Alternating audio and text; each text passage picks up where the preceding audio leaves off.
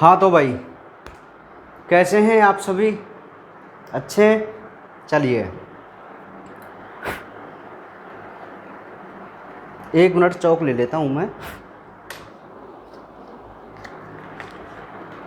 तो भाई कल जो हमने कराया वो आपने करके देख लिया होगा। इम्पोर्टेंट टॉपिक था। हालांकि आपसे ना बोर्ड एग्ज़ाम में मेरे हिसाब से आज तक तो पूछा नहीं गया है कभी, और हो सकता है नहीं पूछा ही जाए, ठीक है, क्योंकि ज़्यादा लॉन्ग टॉपिक है ये। चलिए, अरे बहुत टाइम हो गया। हाँ भाई सुनिए, तो मैं एक बार से आपको फिर से रिवाइज करा देता हूँ उसको। भाई हम पढ़ रहे हैं लिंकेज यानी कि सहलग्नता, ठीक है। तो मॉर्गन नाम के वैज्ञानिक थे, उन्होंने सहलग्नता पर अध्ययन किया था। अर्थात उन्होंने जो ड्रोसोफिला फ्रूट फ्लाई हो या फल मक्खी होती है उस पर अपने प्रयोग किए थे, द्विसंकर संकरण प्रयोग किए थे, ठीक है। उन्होंने 2 जोड़ी विपरीत लक्षण लिए, या मतलब नर और मादा अलग अलग ली थी। मादा जो थी उसकी बॉडी तो थी पीली और आँखों का रंग था श्वेत, जबकि जो नर था उसका बॉडी कलर तो था भूरा और आँखों का रंग था रेड। क्लियर? तो हमने फर्स्ट पीढ़ी तक वहाँ देख लिया था, और फर्स्ट पीढ़ी के बाद जो मेरी बात चल रही थी, ज़रा ध्यान सुनो, एक बार मैं आपसे फिर बता देता हूँ। यहाँ से मैं स्टार्ट करता हूँ। देखो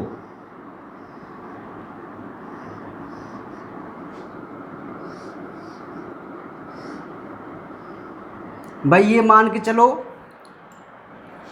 कि ये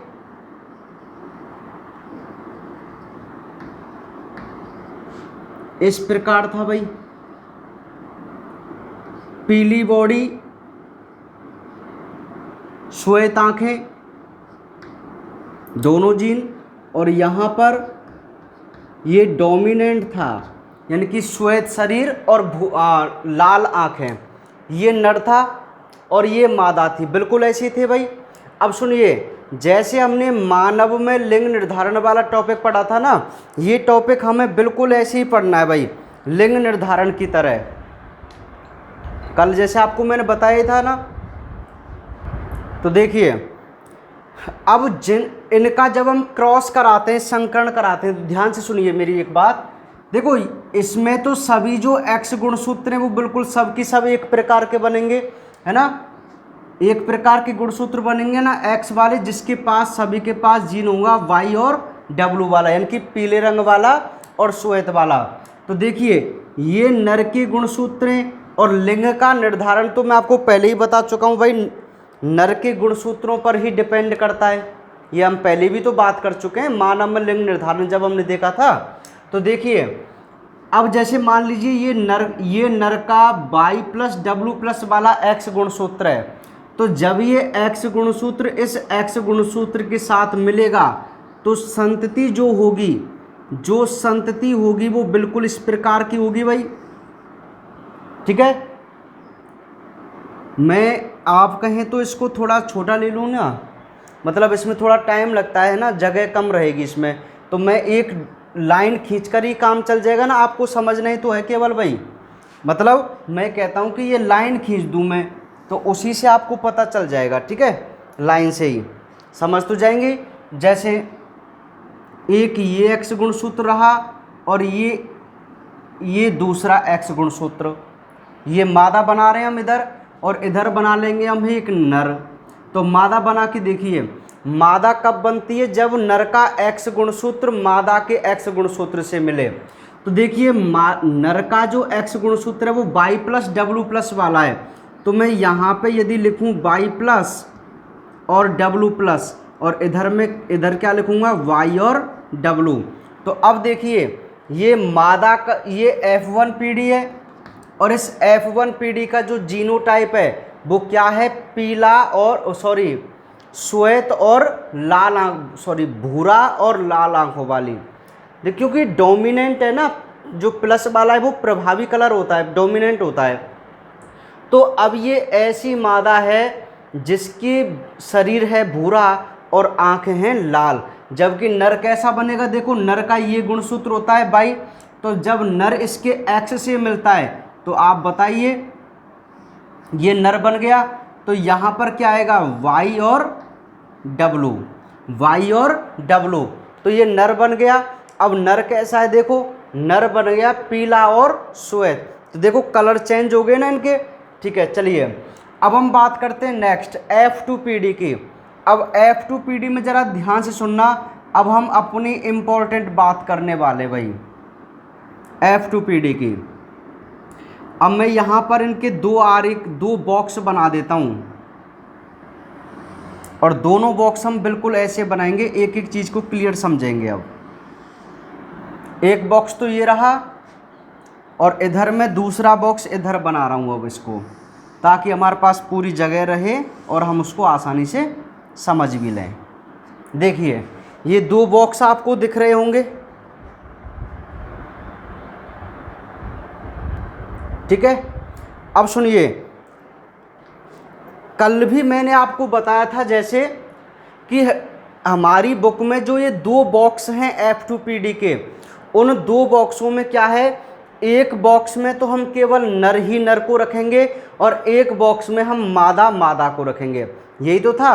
अब उसके भी दो कॉलम हो रहे हैं, देखो दोनों बॉक्सों के अलग अलग दो कॉलम हैं, दो पार्ट हैं। अब दो पार्ट कौन कौन से वो समझिए, एक तो यहाँ लिखा हुआ है जनकीय, ये सारी चीज़ आपको मैं बताऊंगा, और एक लिखा हुआ है पुनः संयोगिया, जिसको हम रिकॉम्बिनेशन के नाम से भी जानते हैं। बहुत सिंपल सा टॉपिक है ये, थोड़ा टाइम इसमें ज़रूर लगता है ना, लेंदी ज़रूर है, लेकिन ईजी है। देखो अब ज़रा मेरी बात को ध्यान सुनो, ये जो पुनः संयोगी वाला है ना, इसको तो आप एक बार छोड़ दीजिए, इसका सा छोटा सा कंसेप्ट है वो आपको समझ में आ जाएगा। फिलहाल आप यहाँ पे ध्यान दीजिए कि मान लीजिए ये तो आपके पास मादा है और ये है आपके पास नर। मादा के पास 2x गुणसूत्र हैं जिन पर YW और Y+W+ वाले जीनोटाइप हैं। इतनी बात समझ में आ गई। अब एक बात आपको पता ही है कि भाई अब जो मादा है उसके पास जो समजात गुणसूत्र का जोड़ा है उस पर अलग अलग जीनोटाइप है, तो इसमें कितने प्रकार के युग्मक बनेंगे, दो प्रकार के युग्मक बनेंगे ना। हो सकता है YW वाला अंडाणु किसी शुक्राणु से मिले नरके से, हो सकता है Y+W+ वाला मिले। तो कहने का मतलब क्या है, यहाँ पर दो प्रकार के युग्मक बनेंगे। देखो यहाँ तो सब एक ही प्रकार के थे, तो इसलिए डायरेक्ट ये वाली संतति बन गई मादा और नर की। लेकिन यहाँ कंडीशन चेंज हो गई है, कैसे, अब आप खुद देखिए। ये जो चलिए ये नर के गुणसूत्र हैं, तो नर का गुणसूत्र ही लिंग का निर्धारण करेगा। तो देखो नर का YW वाला गुणसूत्र लीजिए। अच्छा पहले मैं यहाँ पर नर बना रहा हूँ, इधर वाले बॉक्स में हम नर बनाएंगे, इधर वाले में केवल मादा बनाएंगे। तो अब जैसे आपको पता ही है कि नर जो बनता है वो इस गुणसूत्र से बनेगा और मादा बनेगी वो नर के इस गुणसूत्र से बनेगी। क्लियर। तो नर के इस वाले गुणसूत्र को यदि हम देखें, इस वाले को, तो इसका क्रॉस कराओ पहले इससे YW वाले से, तो सिंपल हो गया भाई। अब तो ये देखो एक नर ऐसे बन जाएगा, है ना, और इसको मैं लिख दूं ये कैपिटल Y और एक कैपिटल W, एक नर बन गया ना ये, है ना। अब दूसरे से क्रॉस कराइए इसी का इस वाले से, क्योंकि ये तो ये अलग प्रकार का अंडाणु बनेगा ना, क्योंकि अलग जीनोटाइप है। तो इससे जब आप कराएंगे इसका, तो ये वाला, अब देखो ये वाला नर है तो ये तो यहाँ आ गया, इसमें तो कोई जीनोटाइप होता ही नहीं है इन रंगों का, तो केवल इसकी बात आ जाएगी। तो यहाँ पे हम लिखेंगे Y+ और W+। देखो तो आपके पास केवल दो प्रकार के नर यहाँ पे बने ना, जनकीय वाले कॉलम में केवल दो प्रकार के नर बन रहे हैं ना। जनकीय प्रकार को मैं ऐसे बॉक्स में बना देता हूँ, ठीक है, इस प्रकार। तो दो प्रकार के नर बनेंगे ना। अब ये नर कैसे हैं आप खुद बताओ। देखो भाई जब यहाँ पर YW है और YW कौन से कलर का होता है, पीले और श्वेत का, तो ये पीली बॉडी वाला और श्वेत आंखों वाला नर बन गया। यहाँ ++ है तो हमें पता है प्लस प्लस जो होता है वो भूरा रंग और लाल आँखों वाला, तो ये भूरा और लाल आँखों वाला बन गया नर। ठीक है, तो ये तो नर बन गए। इधर हम मादा बनाने वाली बात करते हैं, तो जनकीय पीढ़ी में चल रहे ना, तो अब मादा बनाओ। मादा आप किससे बनेंगे? इस वाले एक्स गुणसूत्र से। तो कितना सिंपल है, देखो जब ये वाला एक्स गुणसूत्र मादा के इस वाले एक्स गुणसूत्र से मिलेगा तो बताओ ये कंडीशन बनेंगी कि नहीं बनेंगी? वाई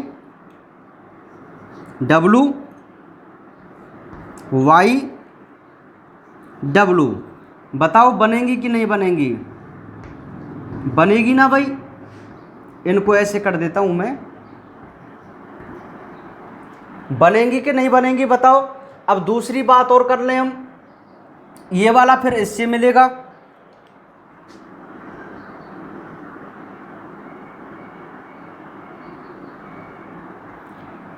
तो ऊपर वाले पे तो वाई डब्लू सेम आएगा, वाई डब्लू सेम आएगा यहाँ पे तो। और नीचे वाला मतलब दूसरा जो एक्स गुणसूत्र है मादा का, उसका क्या जीनोटाइप है? वाई प्लस और डब्लू प्लस। ठीक है भाई, तो ये बन गई मादा। तो अब मादा आप देख पा रहे हैं कि ये वाई डब्लू वाली है, तो इसे तो आप कंप्लीट रूप से पीला श्वेत बोलेंगे। जबकि ये वाली मादा वो कैसी है भाई? सब भूरे रंग और लाल आंखों वाली, क्योंकि यहाँ पे डोमिनेंट कैरेक्टर आ रहे हैं। तो देखो ये 4 संतति आपने बना ली जनकीय, तो ये तो हो गई जनक वाली बात। इतनी बात मैंने आपको कल बताई थी, तो आप साथ साथ में आरेख भी देखते जाएं, तो वहाँ से भी आपको समझ में आ जाएगा कि आखिर ये कैसे बन रहे हैं। बहुत सिंपल है, लिंग निर्धारण वाली सी बात आपको करनी है, जैसे मानव में लिंग निर्धारण। आगे बढ़ें, अब सुनो मेरी बात। अब बहुत इम्पोर्टेंट एक बात है और छोटा सा उसका कंसेप्ट है, और वो कंसेप्ट क्या है मैं आपको बता दूं। देखो ये लिखा हुआ है ना पुनः संयोगी, लिखा हुआ है ना, इसको हम पुनर्योगज भी बोल सकते हैं, सॉरी पुनर्योजन इंग्लिश नाम है रिकॉम्बिनेशन। अब पहले तो एक मेरी बात सुनो, रिकॉम्बिनेशन क्या होता है सुनिए, ध्यान सुनो। एक बात बताओ, यहाँ पे जितनी भी ये संतानें बन रही हैं इस संकरण में, सब की सब संतान ऐसी हैं ना जो अपने जनकों से मिलती जुलती हैं बिल्कुल। देखो जिस प्रकार के इनके जनकों के पास जीनोटाइप था, इनके जनकों के पास जिस प्रकार जीनोटाइप है, सेम उसी प्रकार का जीनोटाइप इन सभी संतानों के पास है ना। देखो वाई डब्लू है, Y W, Y plus Y W, ऐसे सभी में है कि नहीं बताओ। तो सब की सब ये अपने जनकों से मिलते जुलते हैं ना, है कि नहीं। लेकिन कई बार क्या होता है, जरा मेरी बात को ध्यान सुनिए, एक शब्द है रिकॉम्बिनेशन, और इस रिकॉम्बिनेशन को हम बोलते हैं पुनर्योजन। अब होता क्या है रिकॉम्बिनेशन, सुनिए। ऐसे नए लक्षण जो जनकों से थोड़ा भिन्न होते हैं, मतलब जनकों के अलावा जो अजनकीय संयोग होते हैं या नए लक्षण जो होते हैं, हम उसे पुनर्योजन या रिकॉम्बिनेशन कहते हैं। कहने का मतलब है जनकों से डिफरेंट जीनोटाइप का होना, संततियों में जनकों से डिफरेंट जीनोटाइप का होना पुनर्संयोजन या पुनर्योजन कहलाता है। अरे जो मैंने स्वतंत्र अवयवों में बताया था ना कि पीला जो है वो गोल कलर पर डिपेंड है, लेकिन पीला झुर्रीदार के साथ भी चला जाता है। तो पीला जो रंग है वो झुर्रीदार जो है ना, पीला और झुर्रीदार, ये एक प्रकार का क्या हुआ, रिकॉम्बिनेशन हो गया। देखो जनक कैसे थे स्वतंत्र अवयवों में, द्विसंकरण में जनक कैसे थे, पीले गोल और हरे झुर्रीदार वाले, यही जनक थे ना। लेकिन वहाँ जो फिनोटाइप मिला था F2PD वो 93 का था, यानी कि कुछ ऐसे नए पौधे उत्पन्न हुए जो अपने जनकों से कैसे थे, भिन्न थे। अरे यार एक बात बताओ, ऐसा बीज जिसकी आकृति तो है झुर्रीदार और रंग है पीला, तो ये नया ही संयोजन तो था। तो बिल्कुल ऐसे ही नए संयोजन यहाँ पे मिलने वाले हैं। तो ये जो पुनः संयोग की लिखा हुआ है ना, अब सुनो, हमारी बुक में तो ये डायरेक्ट केवल आरेख बना दिया और आपको ऐसे ही आरेख बनाना है, लेकिन इसको समझने के लिए आप मुझे थोड़ा यहाँ पे थोड़ा सा कराना पड़ेगा। वो सुनिए क्या होता है, कैसे, सुनो। एक घटना होती है जिसे हम बोलते हैं क्रॉसिंग ओवर। 11वीं क्लास में मैंने आपको बताया था, याद कीजिए, जीन विनिमय। क्रॉसिंग ओवर, जब मैंने गुणसूत्र की संरचना आपको बताई थी उस समय हमने क्रॉसिंग ओवर के बारे में भी बात की थी, जीन विनिमय के बारे में भी बात की थी, है ना। वो पढ़ा था ना काइएज्मा। काइएज्मा, ध्यान सुनो, मैं आपको बता देता हूँ, चलिए कोई बात नहीं। मान लीजिए ये आपके पास एक गुणसूत्र है, यह एक गुणसूत्र है, एक्स मतलब एक गुणसूत्र है, 2 कॉपी वाला गुणसूत्र है, ये फोटो कॉपी वाला जो मैंने एस प्रावस्था में आपको बताया था अर्धसूत्री विभाजन में, है ना। अब ये क्या है बताओ,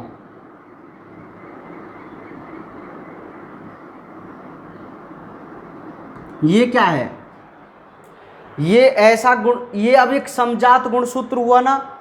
चलो सही से बनाता हूं मैं इसको ताकि आपको इजीली समझ में आ जाए। देखो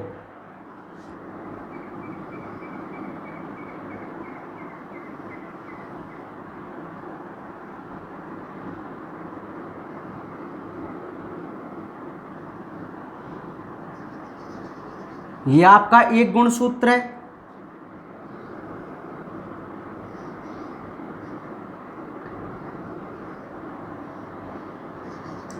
और ये क्या है, ये समजात गुणसूत्र का जोड़ा है। इतना तो आप समझ गए होंगे कि भाई यह एक समजात गुणसूत्र का जोड़ा है, ये तो आपको बहुत बार हो चुका है भाई। तो ये समजात गुणसूत्र है ना, समजात गुणसूत्र है ना। अब जरा ध्यान से सुनना मेरी बात को। जब अर्धसूत्री विभाजन होता है तो अर्धसूत्री विभाजन की एक प्रावस्था होती है प्रोफेज, और प्रोफेज को हम फिर 5 उप प्रावस्थाओं में बांटते हैं।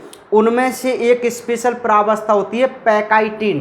कई बार एग्जाम में पूछ लिया जाता है कि पैकाइटिन जो प्रावस्था है उसकी मुख्य घटना क्या होती है।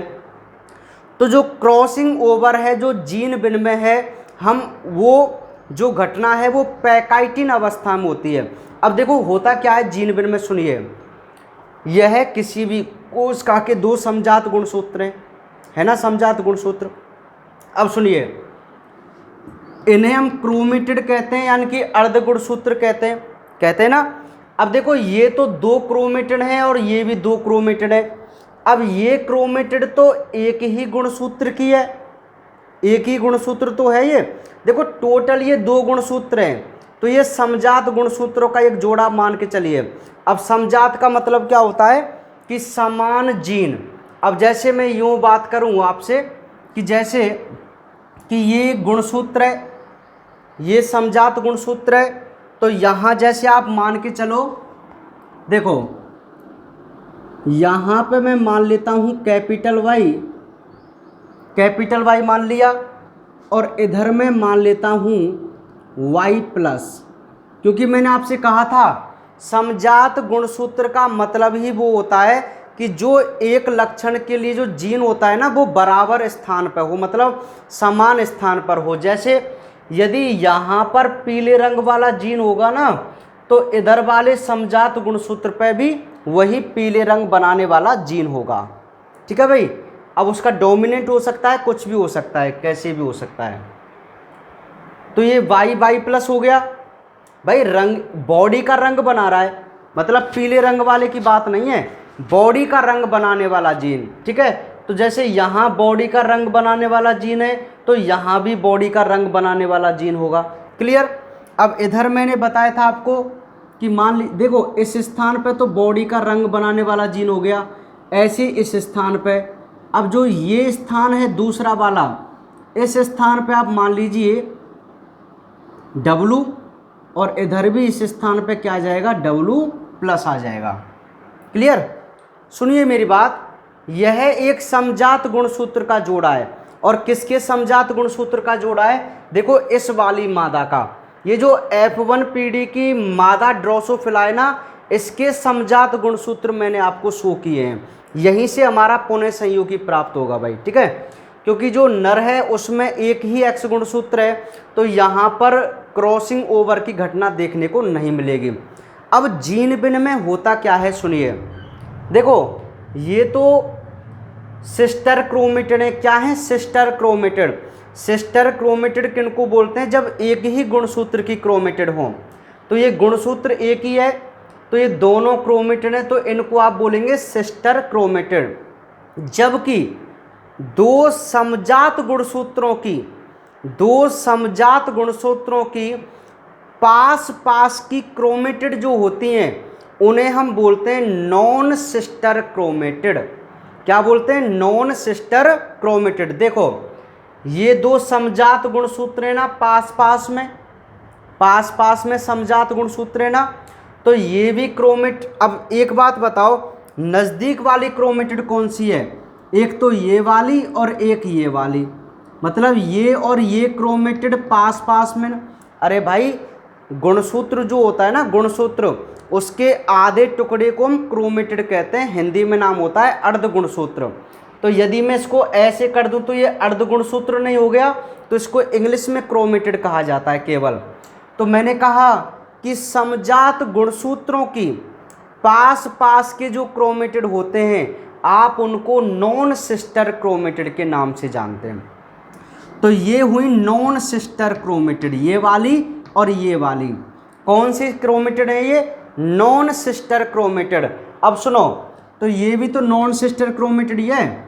तो कई बार क्या होता है, जब अर्धसूत्री विभाजन होता है या युग्मक बनते हैं, तो पैकाइटिन अवस्था में जो जीन होते हैं ना, जीन, वो आपस में अपना स्थान बदल लेते हैं, एक दूसरे का जीन। देखो क्रॉसिंग ओवर को हिंदी में बोलते हैं जीन विनिमय।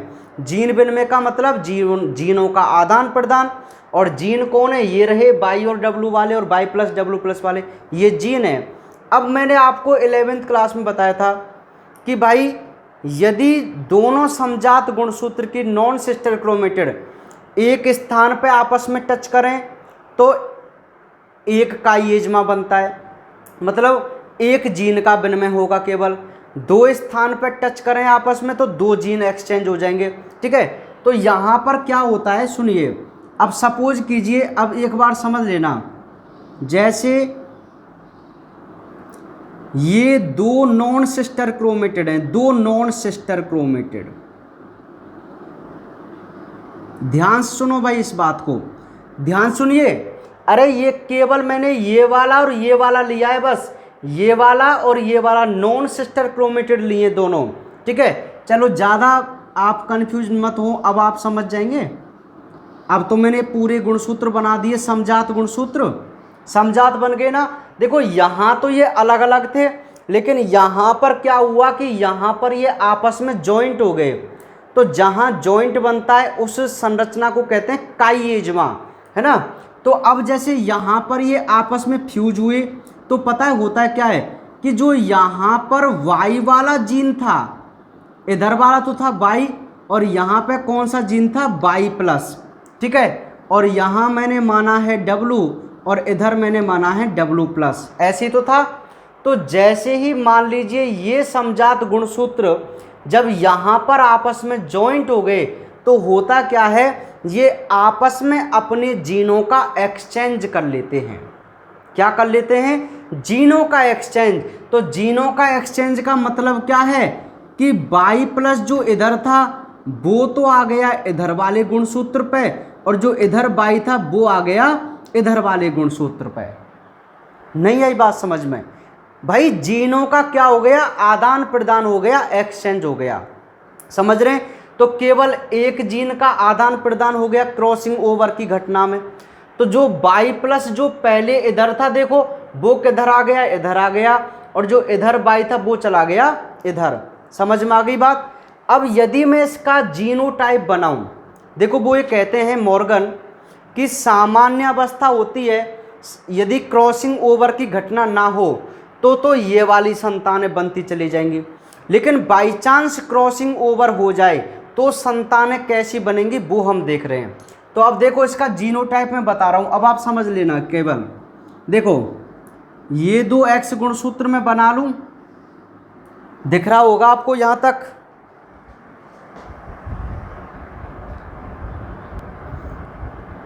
ये दो एक्स गुणसूत्र बना लिए, आप समझ जाइए, ठीक है। अब जीनोटाइप चेंज हो गया, देखो जीनोटाइप चेंज हो गया कैसे। पहले तो यहाँ पे तो था वाई डब्लू और यहाँ था वाई प्लस डब्लू प्लस। देखो इसका ही तो जीनोटाइप लिया है, इसका F1PD का लिया है हमने, ठीक है। तो मान लीजिए इसमें हो गया क्रॉसिंग ओवर। क्रॉसिंग ओवर आप ऐसे मान लीजिए, यहाँ मैं करके बताऊँ तो देखो ऐसे, मतलब ये वाला ये गुणसूत्र इससे टच हो गया है ना, तो ये बाई प्लस ऊपर चला जाएगा, बाई आ जाएगा नीचे। तो जीनोटाइप कैसे बनेगा, देखो जीनोटाइप ऐसे बनेगा। अब जो ऊपर वाई था वो हो गया वाई प्लस, और भाई जब डब्लू वाला तो डब्लू ही है, वो चेंज ही नहीं हुआ क्योंकि एक ही जीन का आदान प्रदान हुआ है। तो देखो बाई प्लस डब्लू जीनोटाइप बन गया ना अलग से। अब नीचे क्या रहेगा, नीचे जहां पहले वाई प्लस था अब ये क्या हो गया, वाई हो गया, और डब्लू प्लस तो था ही पहले से, डब्लू प्लस रहेगा ही रहेगा। एम आई राइट और नॉट, बोलिए बताओ, समझ में आई कि नहीं आई ये बात। अरे जीन विनिमय हो गया भाई, जीनोटाइप चेंज हो गया F1PD का, समझो आप मेरी बात को, जीनोटाइप ही चेंज हो गया इसका। वाई प्लस के साथ डब्लू आ गया और वाई के साथ डब्लू प्लस आ गया, समझ पा रहे हैं आप मेरी बात को। तो ये होता है जीन विनिमय, क्रॉसिंग ओवर। हमारे अंदर भी जो कई बार हमारे जनकों से भिन्न लक्षण आ जाते हैं ना, तो वो केवल किसके कारण है, जीन विनिमय के कारण, यानी और उत्परिवर्तन के कारण। मतलब कई बार आपने देखा होगा ना कि बहुत सारे अलग लक्षण हमारे अंदर आ जाते हैं अपने जनकों से, तो वो सब जीन विनिमय के कारण होते हैं। क्लियर, चेंज हो जाएंगे ना ऐसे। अब सुनो, अब ये बात आपको समझ में आ गई। अब नर तो आपका रहेगा ही ऐसे, नर तो आपका ऐसे ही सेम रहेगा, लेकिन इसका जीनोटाइप चेंज हो गया। अब हम इस वाले कॉलम को पूरा कर रहे हैं भाई, और इस वाले कॉलम को पूरा करने के लिए हमें क्या कराना था, इसमें क्या कराना था, क्रॉसिंग ओवर, जीन विनिमय। तो जब हमने इसमें जीन विनिमय कराया F1PD की मादा में, तो जीन विनिमय के फलस्वरूप एक ऐसी संतान हमें प्राप्त होगी कि नहीं होगी, मतलब एक ऐसे जीनोटाइप इसके अंदर बन जाएंगे, है ना।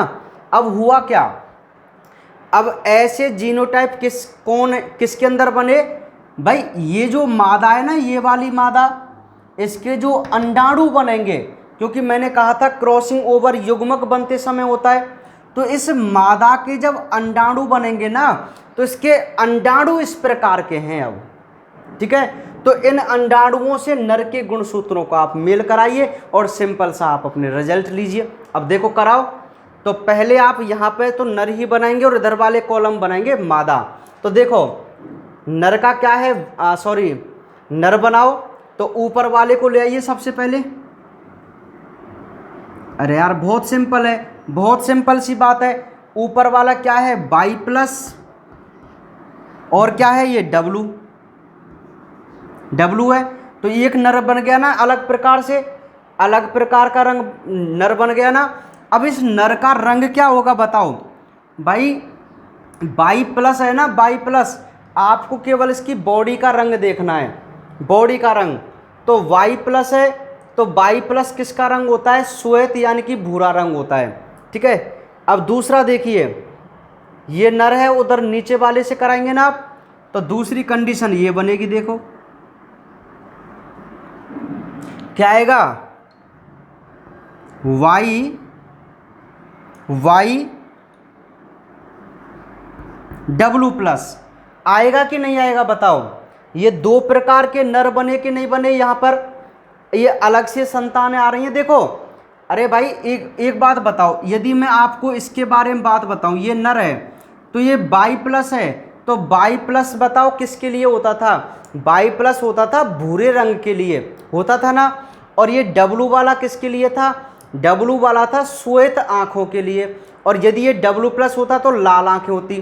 तो ये नर देखो, नर कैसा है, भूरा तो इसकी बॉडी का रंग है और सफ़ेद ही इसकी आँखें हैं। अब एक बात बताओ, आपने जो भी जनक लिया जो जनक लिया उसमें कोई ऐसा जनक था क्या जिसकी भूरा ही शरीर हो और सफ़ेद ही आंखें हो? नहीं था ना, बिल्कुल नहीं था ना। तो नए संयोजन आपको मिल रहे हैं ना, नए लक्षण प्राप्त हो रहे हैं ना, ठीक है। तो ये नए लक्षण किससे प्राप्त हो रहे हैं?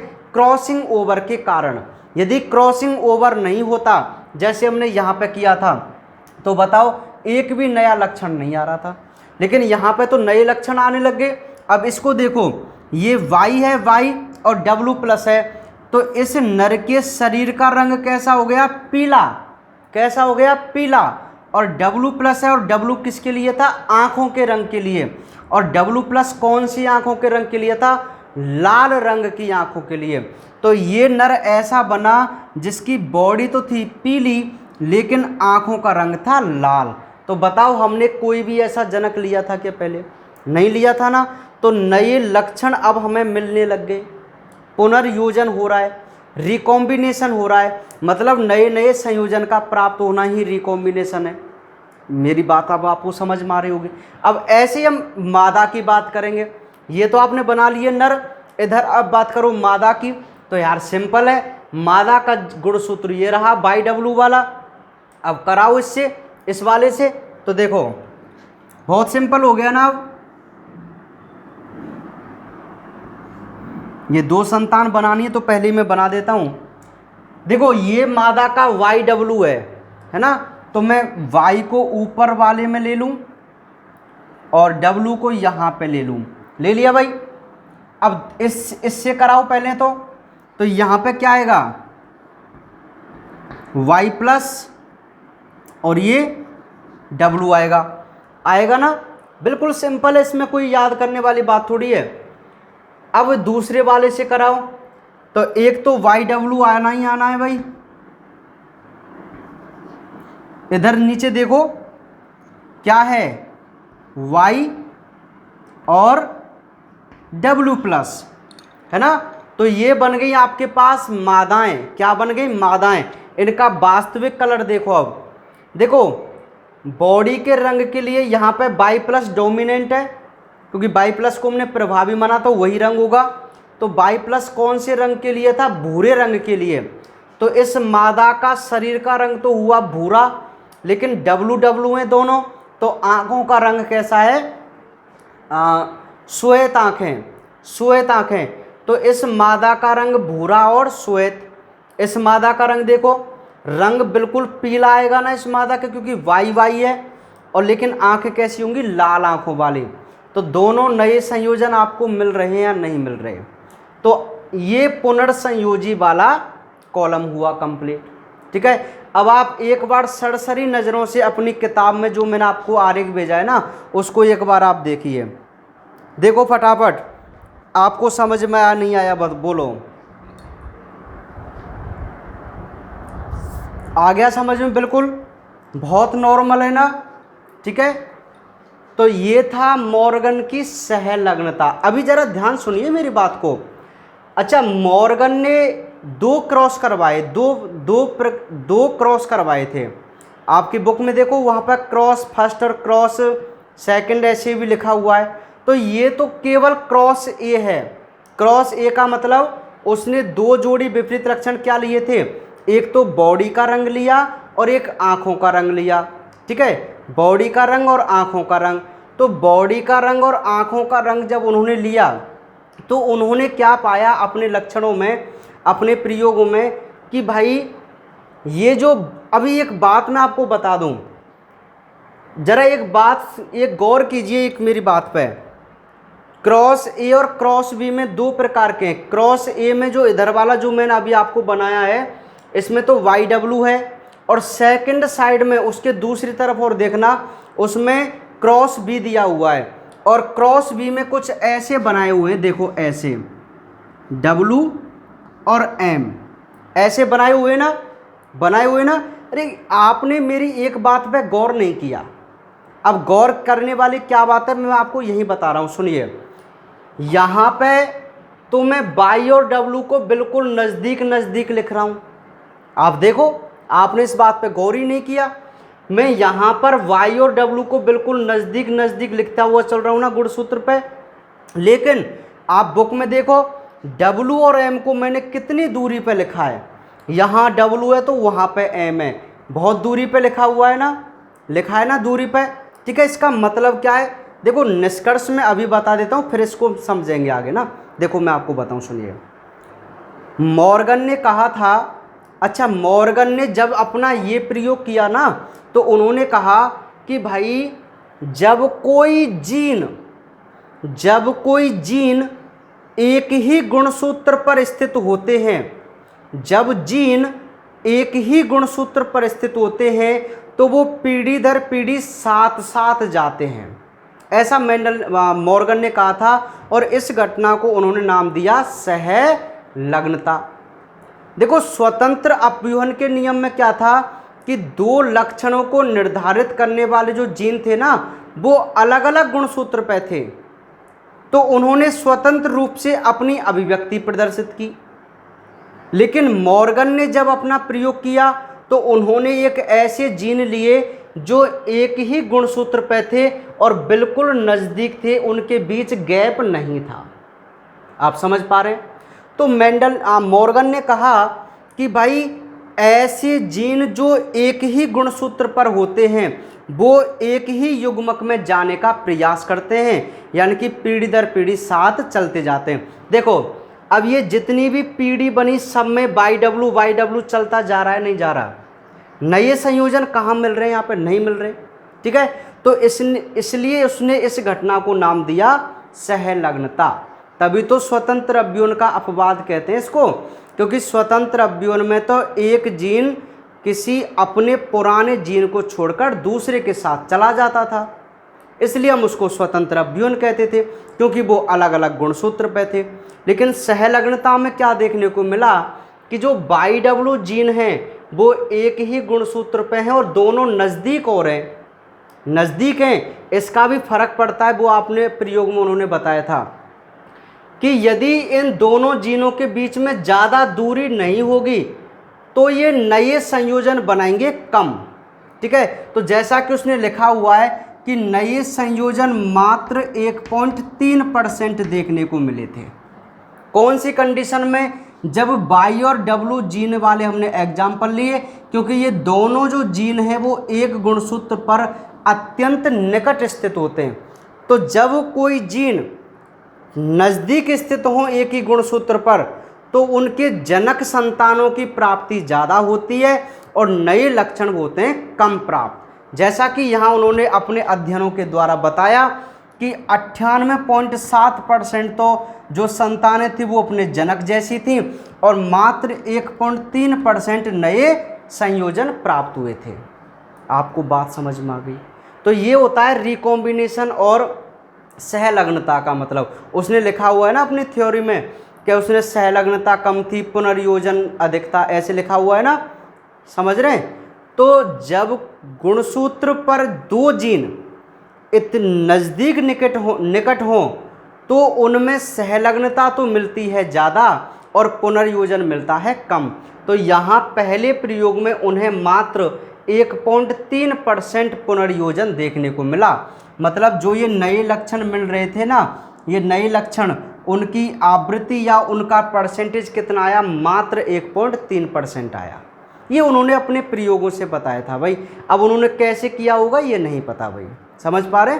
चलिए, तो उन्होंने अपने एक्सपेरिमेंट किए और हमारे लिए बता दिया। अब दूसरे क्रॉस में ज़रा ध्यान दीजिए। दूसरे क्रॉस में उन्होंने क्या देखा कि भाई गुणसूत्र तो एक ही है और उस पर दो जीन हैं, लेकिन इन दोनों जीनों के बीच क्या है? दूरी है। क्या है? दूरी। सब सारी एक्सपेरिमेंट किए थे मॉर्गन ने। उन्होंने देखा कि भाई चलो अब ऐसा मैं एग्जाम्पल ले लेता हूँ कि एक ही गुणसूत्र पर दो जीन होंगे लेकिन उनके बीच में होगी क्या? दूरी। तो तब उन्होंने जब अपना एक्सपेरिमेंट किया तब उन्होंने देखा कि अब मैं देखता हूँ कि गुणसूत्र यदि दूरी पर हों तो पुनर्योजन कम आता है या ज़्यादा आता है। ऐसे उन्होंने एक्सपेरिमेंट किया था। तो एक बात तो उन्होंने यहाँ से सिद्ध कर दी कि यदि दो जीन एक ही गुणसूत्र पर नज़दीक स्थित होंगे, बिल्कुल जुड़े हुए निकट स्थित होंगे, तो उनमें जनकीय लक्षण तो मिलेंगे ज़्यादा और नए लक्षण मिलेंगे कम, यानी पुनर्योजन रहेगा कम। तो परसेंटेज उन्होंने बता दी थी कि 98.7% तो जनक लक्षण प्राप्त होते जाएंगे पीढ़ी दर पीढ़ी, और मात्र 1.3% आएंगे कैसे, नए लक्षण, वो भी कब, जब क्रॉसिंग ओवर हो जाएगा। तो एक क्रॉस तो ये था, अब आपको समझ में आ गया। अब दूसरा क्रॉस देखिए, दूसरा क्रॉस कितना इजी है भाई, दूसरा क्रॉस कितना इजी है, बहुत इजी है, 1 मिनट में आप समझ जाएंगे दूसरे क्रॉस को, केवल इसी पे टिका हुआ है, वो भी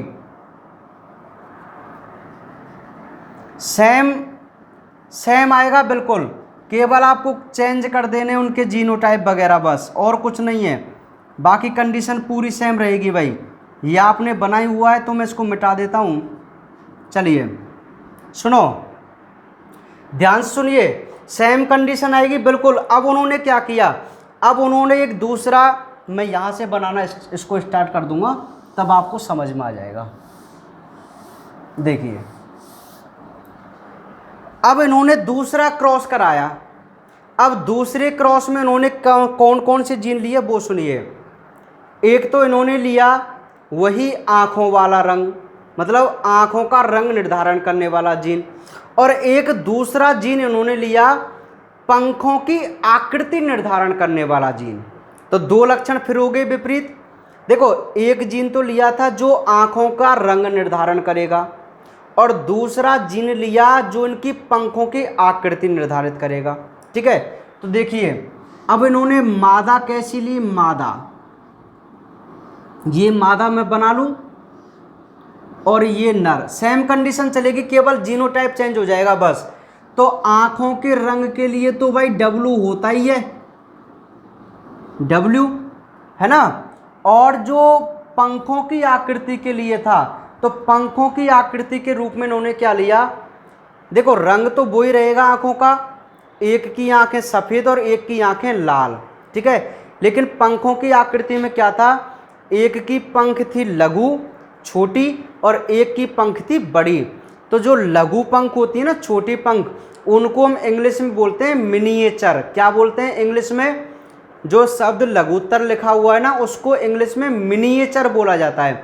तो मिनिएचर से एम ले लीजिए आप जीनोटाइप के रूप में, तो तब एम आया। अब इन्होंने एम को और डब्लू के बीच में बहुत ज़्यादा दूरी है, आप देख पा रहे हैं, ये चेंज हो गया कंसेप्ट यहाँ से, ठीक है। तो दूरी है ना इनके बीच में, तो अब आपको ये दूरी लेके चलनी है। लेकिन जब हमने बाई डब्लू वाले जीन किए थे तो बिल्कुल निकट थे, क्यों, क्योंकि वो निकट होते हैं। लेकिन आँखों के रंग वाले जीन और पंखों की आकृति वाले जीन की बात करें तो इनके बीच में दूरी होती है, ठीक है। तो यहाँ भी मैं लिख दूँ, यहाँ कौन सा आएगा, अब डोमिनेंट आएगा, नर डोमिनेंट मान लिया आपने। अब तो आप समझ जाएंगे ना, अब सेम प्रोसीजर वही होगा बिल्कुल, कहीं भी कोई अंतर नहीं आएगा भाई। ये आप मान लीजिए मादा और ये आप मान लीजिए नर, तो इसके सारे गुणसूत्र एक प्रकार के, अब नर बना लीजिए और मादा पहले आप बनाइए मादा, तो मादा बनेगी ऐसे, सेम है, अब तो कोई दिक्कत वाली बात ही नहीं है, अब आपको घबराने की जरूरत ही नहीं है भाई। डब्ल्यू एम दूरी बना ली मैंने, और इधर आएगा क्या, W प्लस, और आएगा इधर M प्लस। समझ पा रहे हैं, देखो कितनी दूरी हो गई है अब जीनों के बीच में, है ना, वो ही आएगा जो पहले किया था। अब नर की बात कर लीजिए,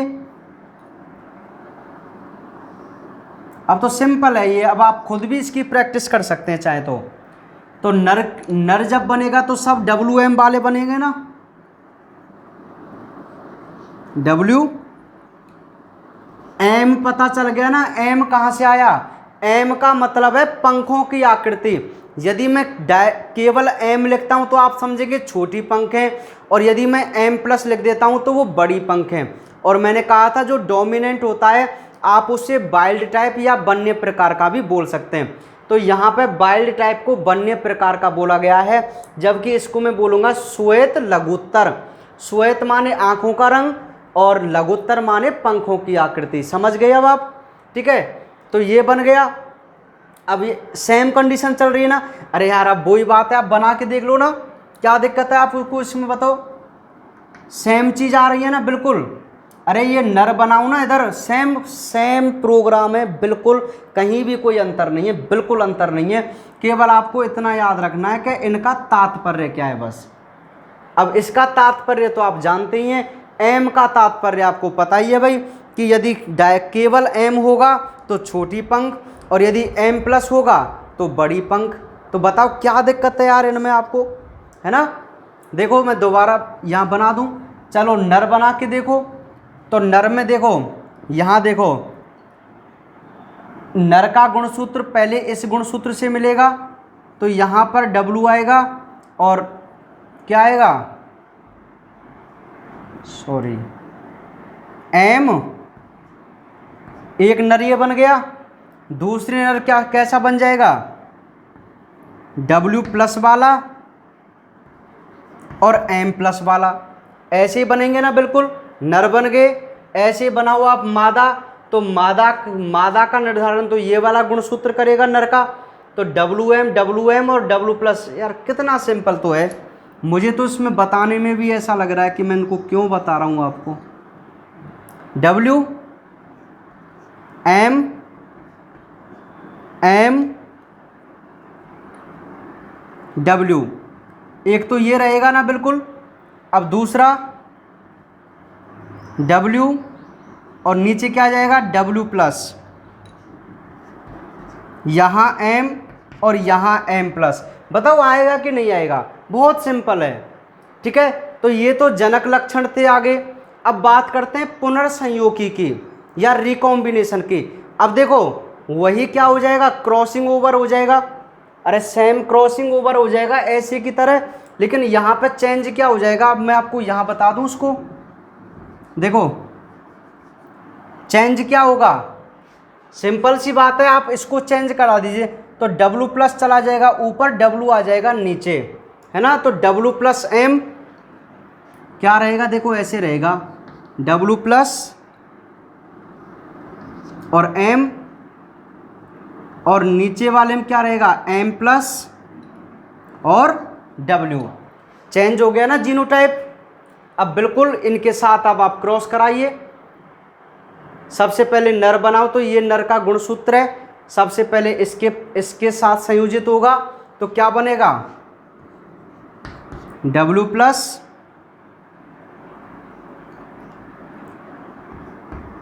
एम बनेगा। अब दूसरे के साथ कराइए, डब्ल्यू एम प्लस बनेगा। बोलो बनेगा कि नहीं बनेगा? ठीक है। अब इसके पंखों की मैं बात करूं, नर को देखो जरा, नर को जरा ध्यान से देखो।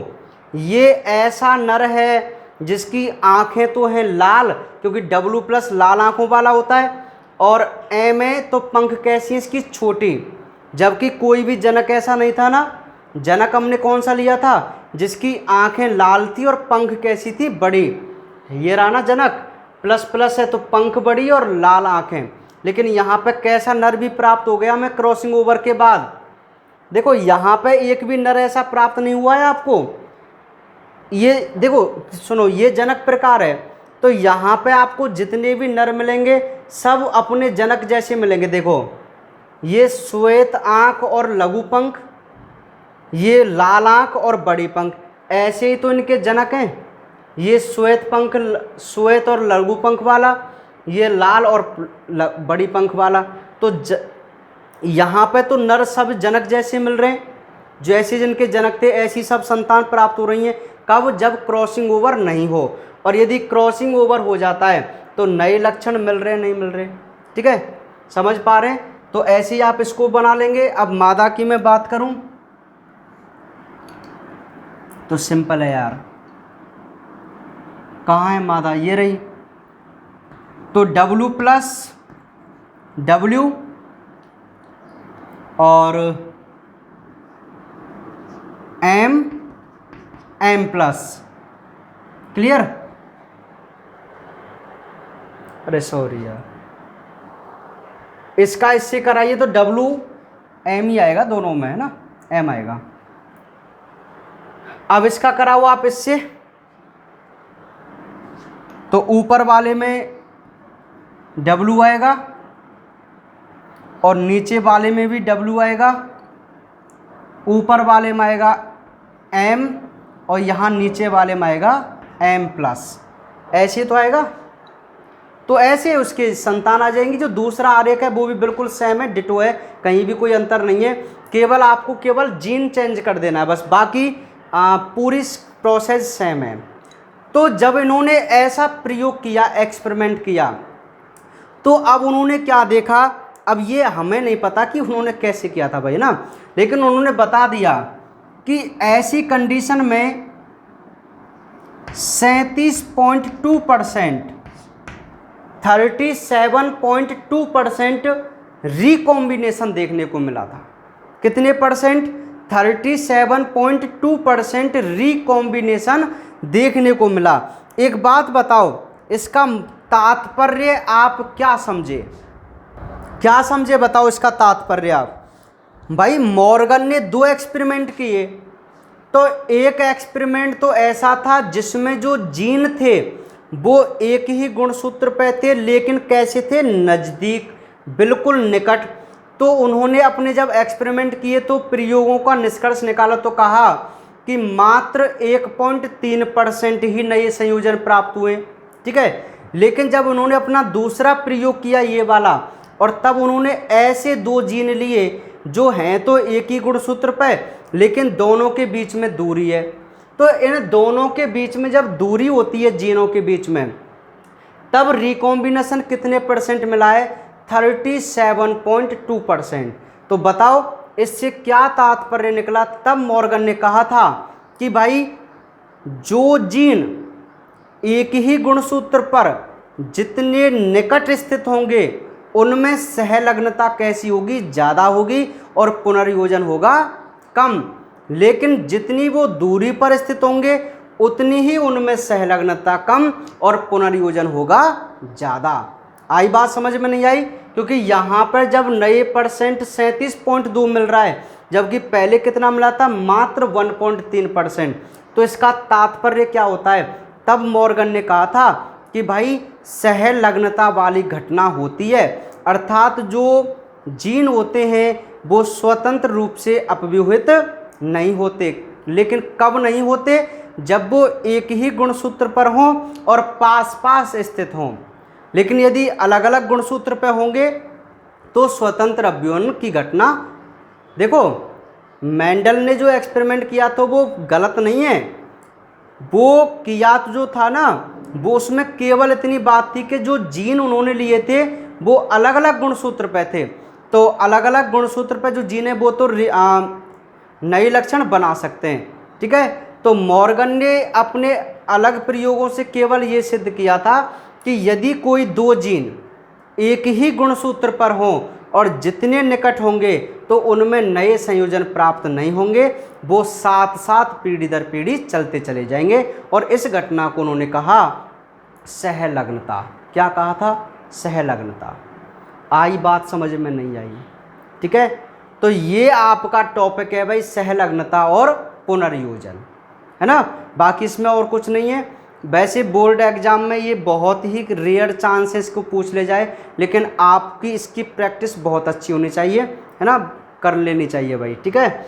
और मैं आपको बता दूं, सबसे महत्वपूर्ण बात मैं आपको बताना भूल गया कि कल से 15 जुलाई, कल से आपकी 11वीं क्लास की ऑनलाइन क्लास स्टार्ट होने जा रही है ना। 11वीं क्लास की ऑनलाइन क्लास कल से स्टार्ट होने जा रही हैं, ठीक है। तो आपके जितने भी चिर परिचित हैं, आपके छोटे भाई बहन, यार दोस्त, आपके स्कूल फ्रेंड्स जो भी हैं, अपने रिश्तेदार जितने भी हैं, सभी बच्चों से बोलना टीचिंग एक्सपर्ट चैनल को। देखो मैंने आज तक कभी आपसे नहीं कहा आप इसको लाइक कीजिए, सब्सक्राइब कीजिए, शेयर कीजिए, कभी नहीं कहता ना। ये एजुबेस आपकी मर्जी है ना, मुझे इससे कोई फ़र्क नहीं पड़ता। लेकिन आपसे मैं आज इतना ज़रूर कहना चाह रहा हूँ कि भाई जैसे कल 11वीं क्लास स्टार्ट होंगी तो जितने बच्चों को इसका लाभ मिल सके मिलना चाहिए, ठीक है। क्योंकि अभी जो ये दौर चल रहा है इसमें पता नहीं स्कूल कब खुलें, अभी कोई फिक्स नहीं है। तो मैं कहता हूँ कि भाई जितने बच्चों को नॉलेज मिल जाए अच्छी बात है, कुछ पढ़ लें, वो पढ़ाई से जुड़ जाएं, अच्छी बात है। बुरा तो हम करा नहीं रहे, ऐसा तो नहीं है कि कहीं आपका भविष्य खतरे में हो हमारी वजह से ना, बिल्कुल ऐसा तो नहीं है भाई, या हम आपका टाइम वेस्टेज कर रहे हो या अहित कर रहे हो ना, कोई ना कोई फ़ायदा ही हो रहा है आपको, ठीक है। तो मैं चाहता हूँ कि 11वीं क्लास स्टार्ट होंगी, तो आप अपने जितने भी 11वीं क्लास वाले स्टूडेंट्स के आप संपर्क में, अड़ोसी पड़ोसी जो भी है, अपने रिश्तेदार वगैरह, आप सभी से कांटेक्ट करके उनको एक बार बोलिए कि भाई अपने चैनल पर अपने स्कूल की ये क्लास स्टार्ट हो रही है और आप ज्वाइन कीजिए। यदि आपको अच्छा लग रहा है तो उनको भी आप सजेस्ट कर सकते हैं, यदि आपको बुरे लग रहे हैं हम या हमारी पढ़ाई बुरी लग रही है तो आप सजेस्ट नहीं करेंगे, बिल्कुल सीधी सी बात है, ठीक है। तो ये काम आप ज़रूर कर देना ना, बाकी बातें करते हैं कल। ओके।